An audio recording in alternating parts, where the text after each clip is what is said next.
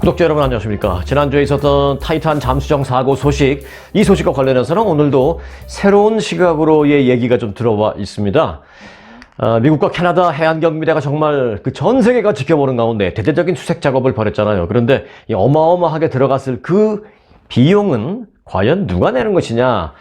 바닷속에 들어갔다 나오는 그 관광 하나에 25만 달러씩 낼 정도로의 부자들을 찾겠다고 이 들어간 그 비용을 국민들의 세금으로 다 충당하는 게 과연 맞는 얘기냐 등의 이제 논란이 드디어 시작됐습니다. 잠시 후에 이 부분을 상세하게 좀 짚어보겠습니다. 자, 먼저 미주 한인사회 소식입니다. LA 인근에서 한인이 운영하는 너싱홈에서 이 한인 시니어 여성 2명이 사망한 채 발견되었습니다. LA 카운티 검치소는 숨진 여성이 올해 75살의 모니카 이 씨 그리고 83살의 박희숙 씨라고 밝혔습니다.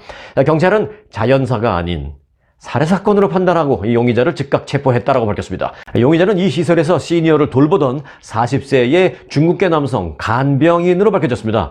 셰리프국에 따르면 24일 오전 8시 5분쯤 LA에서 동쪽으로 약 한 40분 정도 거리에 떨어져 있는 이 다이아몬드 바라는 곳에 위치한 한인이 운영하는 해피 홈케어에서 사건 신고가 최초 접수됐습니다.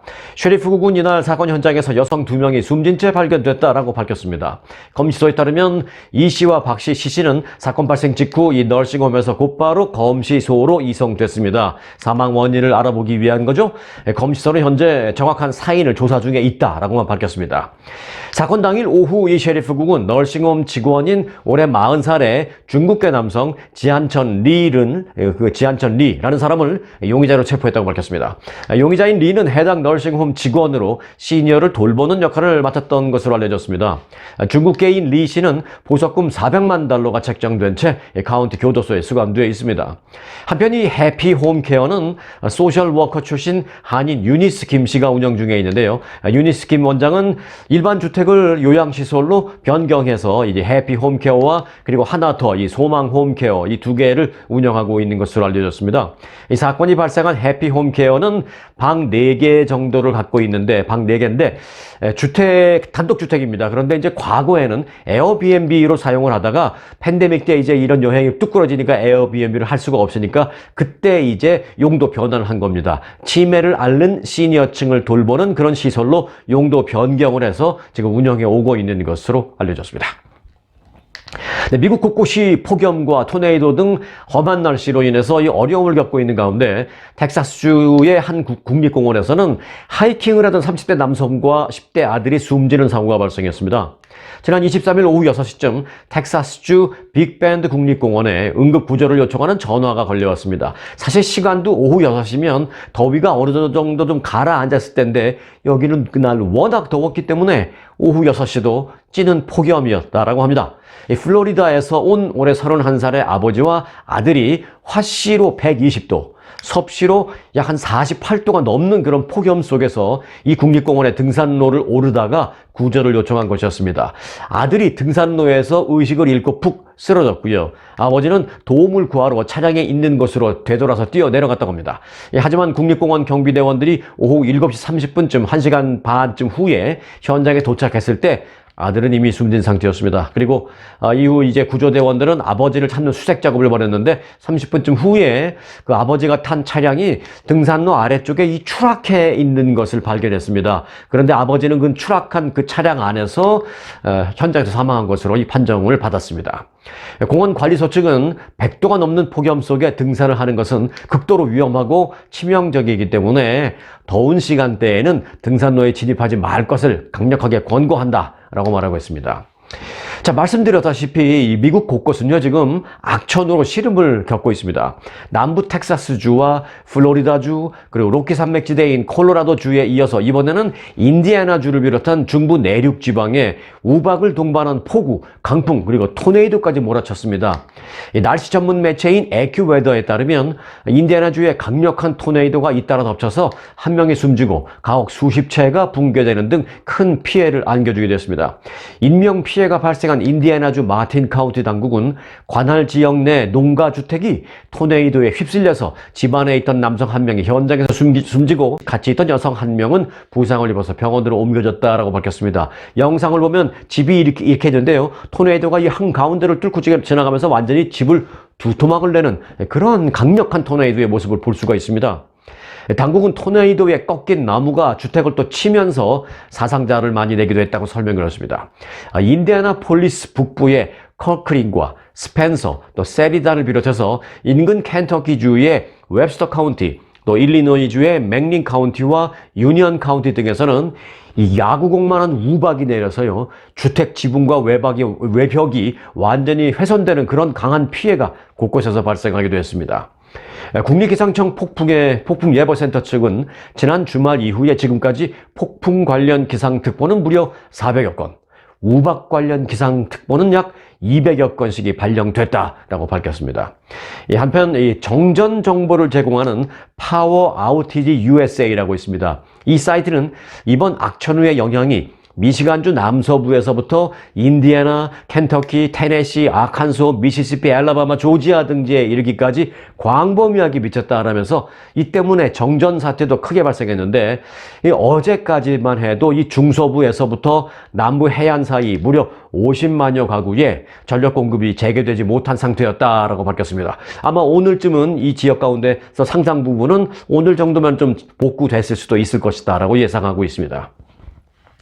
네, 미국 공화당의 대통령 후보 경선 주자죠. 지금 공화당 내로만 본다면 트럼프 전 대통령에게 가장 강력한 대항마로 떠오르고 있는 사람, 다들 잘 아시죠? 론 디센티스 플로리다 주지사. 이 디센티스 플로리다 주지사가 어제 미국에서 태어날 경우에 시민권을 자동적으로 주는 이른바 출생 시민권 제도를 내가 대통령이 되면 폐지하겠다 라고 공약을 했습니다. 앞서 이 트럼프 전 대통령도 대통령에 자신이 다시 당선되면 출생시민권 제도를 폐지하겠다라고 약속한 바 있습니다. 똑같은 내용입니다.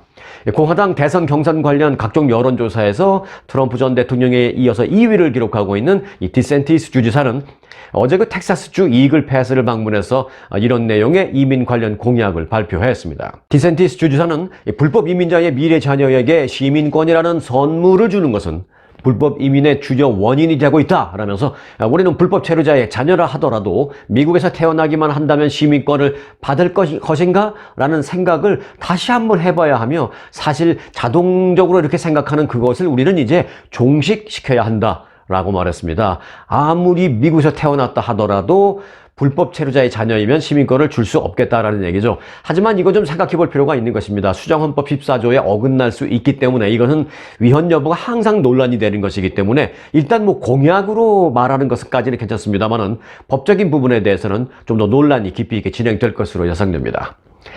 네, 바이든 대통령은 어제 자신의 경제 성과를 집중적으로 홍보하는 Invest in America라는 이름의 투어에 나섰습니다. Invest in America라는 것은 획기적인 미국 투자를 통해서 경제 부흥을 꾀한다는 이 바이든 대통령의 정책 슬로건입니다. 바이든 대통령은 어제 이 첫 번째 이벤트로 백악관 연설을 먼저 했는데요. 그 연설을 통해서 이런 말을 했습니다.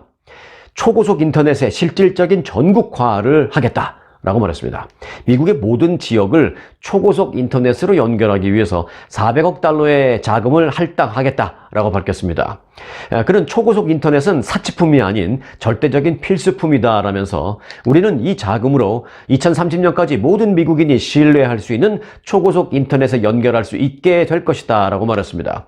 근데 대부분 이 영상을 보시는 분들은 인터넷 잘 되시는 곳이니까 아마 이 유튜브를 통해서 제 영상을 보신다라고 저는 믿고 있습니다. 그러니까 대부분 아니 뭐 아직 인터넷이 뭐 안 되는 데가 있어? 아니면 초고속이라고 하니까 내가 지금 보고 있는 이 인터넷보다 훨씬 빠른, 굉장히 빠른 뭐 어떤 그 무엇 something? 뭐 이렇게 생각할 수도 있겠습니다만은 사실 지금 인터넷 안 되는 그 곳이 있습니다. 미국에서요. 일단 미국에서는요, 약 2,400만 명이 경제적인 이유 또는 뭐 이 광 케이블, 광섬유 연결이 되지 않았다라는 등등의 이유로 인해서 그런 것에 거주하기 때문에 초고속 인터넷, 아니 뭐 초고속을 빼더라도 일단 이 와이파이 같은 거 제대로 혜택을 받지 못하고 있는 사람들이 꽤 있습니다. 한 2,400만 명이 그렇다고 합니다. 적은 숫자가 아닙니다. 그래서 백악관은 인터넷 접속이 불가능한 예를 들었습니다. 이건 진짜 예를 확실하게 든 겁니다. 백악관이. 예를 들어서 노스캐롤라이나 지역 같은 경우에 가보면 인터넷 접속이 불가능한 이 지역의 일부 농민들은 곡물과 가축을 내다 팔기 위해서 인터넷으로 막 조회를 해서 파는 게 아니라 아직까지도 입소문에 의존하고 있다는 사실을 믿을 수 있는가? 라고 백악관은 말했습니다. 그래서 이제 백악관은 미국인들은 일을 하는 데 있어서 또 공부를 하는 데 있어서 또 건강 관리를 받는 데 있어서 또 가족과 친구들과 연락을 유지하기 위해서 이 초고속 인터넷이 반드시 필요하다라면서 2030년까지 전 미국에 하나도 빠짐없이 다 그렇게 하겠다라고 말했습니다. 아마 이 영상을 한국에서 보시는 분들은 무슨 소리 하는 거야 라는 생각을 하실 수도 있어요. 왜? 한국은 저 오지 아주 무슨 외딴 섬 같은 데 가도 다 뭐 전화 잘 되고 인터넷 다 잘 되고 그런 데서 사시기 때문에 아니 세계 최고의 나라는 미국에서 인터넷 안 되는 데가 있어? 라고 정말 믿지 못하겠다는 그런 생각을 하실 수 있습니다만은 네, 사실 그런 데가 미국에 있습니다. 아직도. 왜냐하면 이제 너무 광활하게 넓기 때문에 그런 일이 있을 수밖에 없습니다. 자, 그러면서 백악관은 이렇게 말했습니다. 프랭클린 루즈벨트 전 대통령이 당시 농촌 전력화 법을 통해서 미국의 거의 모든 가정에 전기를 공급한 것처럼 바이든 대통령은 미국의 모든 사람들을 안정적이고 저렴한 인터넷에 연결하겠다라는 역사적인 약속을 이행하기 위해 준비하고 있다라고 강조했습니다. 네, 관광비자나 무비자로 미국에 합법적으로 입국해서 귀국하지 않고 눌러 앉아있는 소위 불법 이민자의 규모가 사상 최대를 기록했다라는 소식입니다. 국토안보부 자료에 따르면 지난해 비자 기간을 넘겨서 미국에 체류 중인, 예를 들어서 미국에서는 사실 비자 기간이라는 게 있지 않습니까? 예를 들어 오늘까지로 되어 있다면 오늘 밤 12시 전에 비행기를 타야 돼요. 그런데 오늘 밤 12시에 비행기를 타지 않고 오늘을 넘겼다. 단 하루만 넘겨도 불법 체류 경력으로 인정이 돼서 그 사람은 나중에 단 하루만이라도 비자 기간을 넘겼다가 있다가 뭐 하루 내지는 한 달 또는 1년 1년이 아니라 단 하루라도 그렇게 비자 기간을 넘겼다면 나중에 고국으로 돌아갔다가 다시 미국으로 못 들어옵니다. 얼마 동안? 10년 동안요. 자, 그래서 이제 비자 기간을 넘겨서 미국에 체류 중인 소위 오버스테이 외국인이 85만 명에 지금 달하고 있다라고 밝혔습니다. 지난해 무비자 입국자를 포함해서 관광 등 각종 비이민 비자를 받아서 입국한 외국인 2,324만 명 가운데 비자 기간을 넘기고도 출국하지 않은, 즉 불법 체류 신분으로 눌러 앉아 있는 그런 사람들은 85만 4천 명으로 밝혀졌습니다. 이는 출국을 해야 하는 예정자 가운데 3.4%에 달하는 수치입니다. 비자 면제 프로그램을 통해서 입국해서 오버스테이한 외국인의 경우 전체 입국자, 그러니까 비자 면제 프로그램은 일단 비자는 안 받아 갖고 오니까 뭐 언제까지라는 게 비자에 써 있진 않지만 그래도 비자를 면제하는 나라를 하더라도 기간은 있잖아요. 예를 들어서 미국 시민권자인 경우에는 한국에 단순히 그냥 관광이나 방문을 갔을 때는 3개월, 제가 알기로는 3개월 안에 그냥 다시 한국을 떠나면 되는 것으로 알고 있습니다. 그래서 저도 뭐 한국 갈 때 제가 최고 한국에 머무르는 게 한 일주일 정도 모자라는 석 달 있었던 것 같아요. 그래서 석 달을 한 일주일 정도 남겨놓고 떠나온 적이 있는데 그럴 경우에는 뭐 비자 안 받아서 한국 가도 되죠. 마찬가지로 이제 미국도 무비자 협약이 맺어져 있는 그런 나라의 경우에는 비자 없이 오면 되는데 그래도 이제 그런 경우에도 뭐 3개월이면 3개월, 뭐 정해져 있는 기간을 넘기면 안 됩니다. 그렇게 하여간 그걸 넘긴, 오버스테이를 한 외국인의 경우에는 전체 입국자의 1.3%인 97,630명이었다라고 밝혔습니다. 요건 이제 무비자로 들어온 사람들 1.32% 안 돌아가는 거죠. 관광 또는 비즈니스 비자를 받아서 입국한 사람의 경우에는 7.2% 정도가 안 돌아가고 있는 것으로 밝혀졌습니다. 또한 이제 유학비자가 또 있죠. 유학비자를 받고 와서 공부를 하다가 유학비자가 기간이 넘어갔는데 안 돌아가는 사람, 그런 사람들은 약 4.4%, 한 5만 5천 명 정도가 여전히 미국에 남아있는 것으로 지금 집계되고 있습니다. 미국과 국경을 맞대고 있는 캐나다와 멕시코를 제외하고요. 오버스테이 이민자가 가장 많은 비자 면제 협약이 되어 있는 국가는 스페인이라고 합니다. 요건 조금 이제 예외인데요. 스페인이 전체 입국자의 5.6%인 28,356명으로 가장 많았습니다. 안 돌아가는 사람. 그 다음에 2등이 칠레고요. 3등이 의외로 영국 국적자였습니다. 자, 그러면 한국은 어떨까요? 비자 면제잖아요, 한국은. 한국의 경우에는 34만 3,829명이 무비자로 지난해 입국했는데 이 가운데 3,120명이 이 기간 내에 출국하지 않았다라고 합니다. 비율로 따진다면 0.9%. 뭐 다른 나라에 비하면 뭐 스페인에 비하면 큰 건 아닙니다만 그래도 지난해 3,120명 정도가 돌아가지 않고 무비자 불법 체류 신분으로 남아 있다라는 얘기입니다. 한국인 유학생만 따로 본다면 69,542명 가운데 1,040명, 비율로는 1.5%가 미국에 남아 있는 것으로 불법 체류 신분 상태로 남아 있는 것으로 알려졌습니다. 미국 경제 소식 좀 잠시 살펴보겠습니다. 미국의 주택담보대출, 이 모기지 금리가 지금 15년 만에 최고 높은 수준을 기록하고 있는 그런 상황입니다. 그런데 그럼에도 불구하고 미국의 집값이 잠깐 떨어지는 듯 하다가 지금 다시 반등세를 타고 있다라는 분석입니다. 뉴욕타임즈는 어제 이 같은 미국 집값의 상승세와 관련해서 주택시장의 수요와 공급이 과거의 상식과는 좀 다른 방향으로 움직이고 있기 때문이다라고 분석했습니다. 무슨 얘기냐? 미국의 주택 가격은요, 기준금리가 급격하게 올랐던 지난해 하반기 큰 폭으로 하락했었습니다. 그러나 올해 들어서 주택 가격은 반등하고 있습니다. 다시 오르고 있다는 얘기죠. 지난달 기존 주택 중위 가격, 요즘은 평균 가격이라는 말을 안 쓰고 중위 가격, 어떻게 보면 중간 가격 이렇게 이제 표현합니다. 자, 지난달 기존 주택의 중간 가격은 석 달 연속 상승세를 보였습니다. 이 모기지 금리가 2007년 이후에 처음으로 7%까지 오르는 사상 최고 수준을 보이고 있습니다만은 주택 수요는 줄지 않고 있습니다. 주택을 사려는 사람들, 주택 수요가 늘고 있는 이유로는요, 현재 20대 후반에서 30대 초반의 그 밀레니얼 세대가 주택시장에 지금 뛰어들고 있기 때문인 것으로 분석됐습니다. 기존에 부모 집에 같이 살거나 또는 나와서 룸메이트와 함께 거주했던 그런 밀레니얼 세대 중에서 처음으로 이제 내 집을 가져야 되겠다라는 생각을 갖는, 자신의 주택을 소유하려는 생각을 갖는 사람들이 두드러지게 늘어나고 있다는 것입니다. 이 전문가들은 코로나 사태 기간 동안에 일반화되어 있던 이 재택근무가 코로나 이후에도 상당 부분 남아있기 때문에 그 재택근무 경험을 많이 했던 그 밀레니얼 세대들이 주택 소유욕을 갖기 시작했다는 것입니다. 다시 말해서 재택근무를 하다 보니까 자신의 공간에 대한 어떤 중요성을 느끼게 됐고 또 그렇게 되니까 어떻게 해서든 내 집을 가져야 되겠다라는 생각으로 바뀌게 됐다라는 것입니다.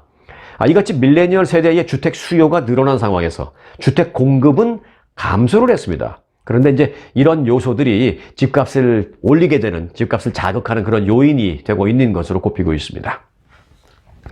네, 미국에서 성업 중인 그 드라이브-트루 매장이 차 타고 가서 주문해서 픽업해서 그냥 차에서 안 내리고 주문하고 돈 내고 픽업해서 붕 가서 차 안에서 먹기도 하고 또는 집에 가져가서 또는 사무실 가져가서 먹기도 하고 요즘은 한국에도 몇 군데가 있죠. 드라이브-트루 매장. 그 미국에서 성업 중인 드라이브-트루 매장이 교통체증과 교통사고 등 부작용을 일으키면서 일부 지역에서는 금지 움직임이 거세게 일고 있습니다. CNN 방송은 어제 이 특집 보도를 통해서 드라이브-트루는 배고픈 운전자에게 편리함과 또 음식을 제공한다는 두 가지 좋은 점이 있지만 주문 대기 차량들이 도로까지 넘치면서 파킹랏만 그런 게 아니라 파킹랏을 넘어서 일반 도로에까지 차들이 막 서 있기 시작하면서 교통체증을 일으키고 있다. 그리고 교통사고 위험도 높아지고 있다라고 진단을 했습니다. 그로 인해서 보행자와 자전거 이용자 그리고 다른 차량과의 사고로 이어질 우려까지 더 높아지면서 불만이 커지고 있다는 것입니다. 드라이브-트루는 1950년대 이곳 캘리포니아주에서 처음 생겼습니다. 1950년대에. 그 이후 수십 년간 각 지역에 이제 프리웨이가 건설이 되면서 캘리포니아 대도시뿐만 아니라 대도시에서 프리웨이 타고 20분, 30분만 가면은 웬만한 교외 지역을 빨리 가니까 사람들이 그로 이제 외곽으로 많이 빠지죠. 그렇게 프리웨이가 건설되면서 교외 지역으로 사람들이 많이 빠지고 그래서 교외 지역의 규모가 커지고 하면서 맥도날드, 웬디스 등과 같이 이 새로운 패스트푸드 체인이 확장되면서 점차 이 드라이브-트루도 확산이 되었습니다. 특히 팬데믹 기간에는요, 식당들이 내부 좌석을 아예 폐쇄하면서 드라이브-트루 이용자들이 급격하게 늘어났습니다. 미국 내 드라이브-트루 매출은 지난해 기준으로 봤을 때 1,330억 달러로 팬데믹 전인 2019년보다 30%나 늘어났습니다. 실제로 햄버거 체인 쉑쉑버거와 샐러드 체인 스윗구리는 이 팬데믹 기간 첫 드라이브스루 매장을 열었고요. 그전에는 없었는데, 또 멕시코 음식 프랜차이즈죠. 타코벨, 그리고 치팔레 등은 일부 점포를 아예 드라이브스루 고객만 상대하는 아예 매장은 없는 그런 시스템으로 오픈하기도 했습니다. 자동차를 타고 온 고객을 상대한다는 점에서 이 드라이브스루 매장은 보행자나 자전거가 다니는 도로에서 먼 지역에 그렇게 위치해야 할 것 같습니다만은, 실제로는 평소에도 차량 이동이 많은 그런 혼잡한 지역에 드라이브스루가 개점되는 그런 경우가 많습니다. 그래야 손님들이 많이 올 테니까요. 그래서 이제 일반 도로 아래까지 드라이브스루 차량들이 길게 늘어서게 되면서 교통 혼잡은 물론 사고 위험까지도 가중되고 있다라는 것입니다. 자, 이에 따라서 일부 도시는 드라이브스루 매장을 금지하려는 움직임을 보이고 있습니다. 조지아주로 가보겠습니다. 조지아주 애틀란타에 이 제이슨 도지어라는 시의원이 있는데요. 이 도지어 시의원은 일부 지역에서, 그러니까 조지아주 내 일부 지역에서 새로운 드라이브스루 매장을 오픈하지 못하도록 금지하는 법안을 이미 발의해서 제출을 했습니다. 또 유타주 솔트레이크시티의 슈가하우스라는 마을에서는요, 드라이브스루가 인도와 자전거도로, 자동차 주행도로를 막는다라는 주민 민원이 굉장히 많이 제기되자 도시계획위원회가 소집이 돼서 이 상업지구에서 신규 드라이브스루 매장을 금지시키는 방안을 아이디어로 제시하기도 했습니다. 이건 이제 입법 과정을 거치게 될지 주목되는 그런 부분입니다. 미국 전역의 드라이브스루는, 그런데 참고로 이제 알고 계시면 좋죠. 참고로 미국 전역의 드라이브스루 점포는 현재 약 한 20만 개 정도로 추정된다고 합니다. 하지만 이제 본격적으로 불만이 제기되면서 앞으로 이 드라이브스루의 확장에는 어느 정도 좀 제동이 걸리지 않을까, 그런 전망이 나오고 있습니다. 네, 캘리포니아 주민 10명 가운데 4명은 생활고 때문에 다른 주로의 이주를 원하는 것으로 나타났습니다. 뭐 한두 번 나온 얘기는 아닌데요. 조금 더 이제 구체적인, 아주 어찌 보면 좀 리얼한 그런 여론조사 결과가 있습니다. 한 여론조사에 따르면 응답자의 40%가요. 무려 40%가. 이게 이제 캘리포니아 주민을 상대로 한 여론조사인데, 응답한 사람의 약 40%는 탈가주, 즉 캘리포니아를 떠날까라는 생각을 해본 적이 있다라고 답변을 했습니다. 그리고 이 가운데 2명은 탈가주 문제를 매우 심각하게, 매우 진지하게 생각하고 있다라고 응답을 했다는 것입니다. 20%면 어마어마한 겁니다. 이게 사실. 캘리포니아 주를 떠나려고 하는 이 주민들은요, 비싼 생활비를 가장 큰 원인으로 꼽았습니다. 뭐 누구나 예측할 수 있는, 어찌 보면 당연한 결과입니다. 응답자의 80%는 캘리포니아주의 비싼 생활비가 가장 불만스러운 여건이다라고 답했습니다. 그리고 55%는 가주의 이 의료 서비스와 집값이 큰 부담이다라면서 불만을 표했습니다. 그런데 또 이제 또 좀 반전도 있습니다. 비싼 물가로 인한 경제적인 어려움, 이건 정말 불만이지만, 그래서 캘리포니아주를 떠날까라는 생각도 한번 해보게 됐지만, 그 비싼 어떤 물가나 이런 경제적인 어려움을 제외하면 캘리포니아 주민들은 또 대체로 캘리포니아주에서의 삶 자체는 높게 평가했습니다. 전체의 68%는요, 캘리포니아가 개인이 삶을 즐기며 행복해질 기회가 많은 곳이다 라고 답변을 했습니다. 이들의 그 만족도가 가장 높았던 부분은 다양성이라고 꼽았습니다. 다양성, 이게 좀 애매하긴 한데요. 예를 들면 71%는 캘리포니아주의 다민족 커뮤니티에 대해서 긍정적으로 평가했습니다. 많은 민족들이 사는데, 사실은 좀 30년 전만 해도 백인들은 백인들끼리 살라고 하고, 뭐 또 동양인은 동양인끼리 좀 살려고 하고, 뭐 타인적이 좀 우리 동네에 오면 좀 싫어하고, 뭐 이런 것도 있었던 건 사실이죠. 물론 지금도 없다는 건 아닙니다만 과거에는 심했죠. 그래서 돈 좀 버신 한국 분들이 예를 들어서 백인들이 많이 사는 그런 동네에 가면 벌써 눈치 주고, 뭐 대놓고 무슨 뭐 어떻게 하는 것까지는 아니어도 눈치 주고 왕따 놓고 좀 그렇게 해서 불편하게 했던 경험을 토로하시는 분들도 많이 있었는데, 지금은 그런 정도가 아니죠. 또 그게 정 불편하신 분들은 또 좀 빠져나가기도 했고, 그래서 오히려 지금은 그런 다양성, 다민족 커뮤니티를 즐기는 것으로 나타났습니다. 그게 이제 긍정적으로 받아들여진다는 것이죠. 또한 68%는 캘리포니아주에서 문화적인 소속감을 느낀다라고 전했습니다. 그러니까 이제 한인이면 뭐 한인타운이 있으니까 문화적인 소속감도 느끼고, 뭐 일본 사람 마찬가지, 중국 사람들 마찬가지, 뭐 베트남도 마찬가지, 뭐 필리핀계는 뭐 마찬가지, 이런 여러 가지 다양한 민족들이 어울려 살면서 또 그들의 어떤 타운도 깔끔하게 형성이 돼 있으면서 미국 속에서 미국 문화를 갖고 살지만 또 때에 따라서 본인들이 편안하게 느끼는 그런 문화적 분위기 속에서도 살 수 있는 그런 문화적인 소속감을 언제나 느낄 수 있어서 좋다. 그렇게 얘기했습니다. 68%가.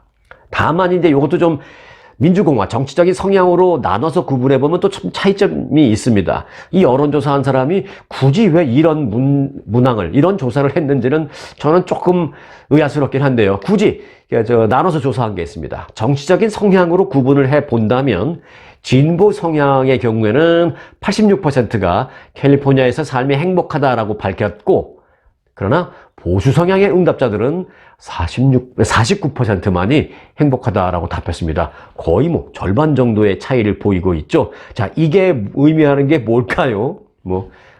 여러 가지 뭐 해석이 나올 수도 있지만, 일단 팩트만 전해드리겠습니다. 아마 여러분들도 다 느끼시는 게 있을 텐데, 여하튼 이런 구분을 해서 조사하는 요 항목은 왜 했는지 모르겠습니다만, 여하튼 마지막 여론조사 항목은 그거였습니다. 당신은 진보입니까? 보수입니까? 그럼 나는 진보. 그러면 당신은 행복합니까? 행복하다, 안 하다. 나는 보수, 행복하다, 안 하다. 요걸 마지막 여론조사 항목에 넣었어요. 왜 그렇게 해서 굳이 정치적으로 가르려고 하는지.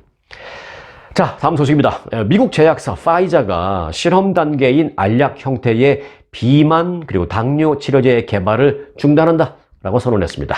이유가 있습니다.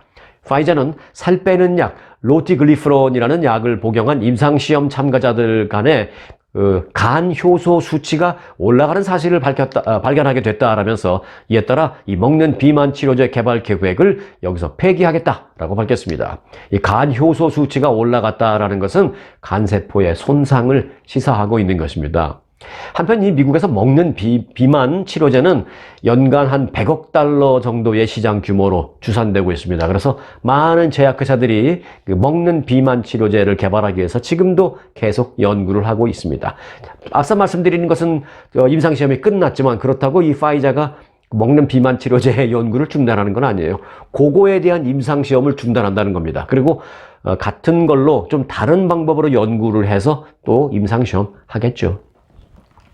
우편물을 훔쳐서 체크 사기 행각을 벌이는 범죄가 급증하면서 연방우정국이 USPS가 우편물로 체크를 보내지 말라라고 경고했습니다. 체크를 써서 그걸 우편 봉투에 넣어서 누구에게 이제 우편으로 보내는 거, 그렇게 하지 말라라는 거죠. USPS는 올 상반기 우편물 강탈 신고가 총 305건 보고됐으며 이는 2022년과 비교해서 2배 증가한 수치다라고 밝혔습니다.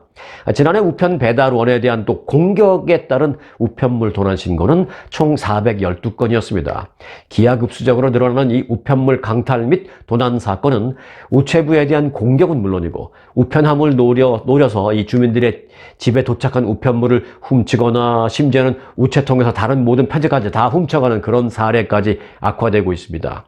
CBS 보도를 보니까요, 이 각 은행들이 보고를 한 체크 사기 건수는, 그러니까 이제 남의 수표를 갖다가 뭐 지우든지 뭐 위조를 하든지 해서 그거를 이제 자기 이름을 넣어서 하는 그런 사기 건수, 이런 게 지난해 68만 건으로 집계됐는데요. 이는 1년 전 2011년에 비해서 2배 이상 증가한 수치다라고 합니다. 자, 이번에는 한번 생각해 볼 만한 이슈를 던져드리겠습니다. 실종됐던 관광용 잠수정 다 기억하시죠? 지난주에 가장 핫했던 뉴스. 그 타이탄 잠수정이 심해에서 잔해로 발견됐잖아요. 그래서 이제 애도 물결이 지금까지 이어지고 있는 가운데, 이런 가운데 그 대대적인 수색 작업의 비용은 그럼 누가 부담해야 할지에 대한 불편한 질문이 서서히 고개를 들고 있습니다. 수색 작업을 지휘한 미국 해안경비대는 앞서 4일간 지속된 그 실종 잠수정 수색 작업에 들어간 비용이 정확하게 얼마다라고는 공개하지 않고 있습니다. 해안경비대는. 그런데 이제 해안경비대는 경비대의 인명 구조와 비용을 연계시키지는 않기 때문에 수색 및 구조 사건에 금전적인 가치를 매길 수는 없다라고 말하고 있습니다. 그러나 그럼에도 불구하고 이 잠수정 승객들이 타이타닉의 잔해를 바닷속에 들어가서 보는 그 관광여행에 1인당 $25만 지불한 데다가 탑승자 5명 중 영국의 억만장자 사업가와 파키스탄의 재벌가 가족이 포함되어 있다는 그런 사실들이 알려지면서 구조당국과의 입장과는, 그런 정부의 공식적인 입장과는 별개로 논란을 피하지는 못하고 있는 그런 불편한 진실이 지금 떠오르고 있습니다.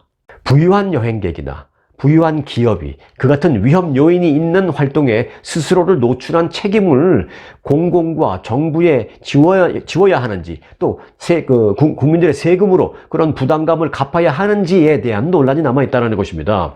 한 관계자는 5명의 목숨이 희생된 지 얼마 지나지도 않았는데 수색에 들어간 비용에 관해서 얘기를 시작하는 것은 어찌 보면 냉혈한처럼 좀 야속해 보이기도 하고 좀 냉혈한처럼 보일 수도 있다라면서도, 하지만 결국에는 그 비용 문제가 남게 될 것이다. 그 비용 문제가 수면 위로 떠오르게 될 것이다 라고 말했습니다. 수면으로 떠올라야 하는 것은 타이탄 그 잠수정이 좀 떠올랐어야 되는데, 잠수정은 저 심해에서 폭파됐고 산산조각이 났고, 이제 앞으로 떠오를 것은 그 수색 작업과 구조 작업에 들어간 비용을 국민 세금으로 과연 내는 것이냐라는 어떤 논란이 수면 위로 떠오를 것이다라는 것입니다. 자, 이 전문가는 희생자들이 이처럼 위험한 그 활동에 참여할 수 있을 정도로 부유한 사람들이었다면 왜 사회가 그들을 구조하는 데에 비용을 지급해야 하는가라고 많은 사람들이 얘기할 것이다 라고 지적을 했습니다. 자, 그런데 이런 논란은 사실 처음은 아닙니다.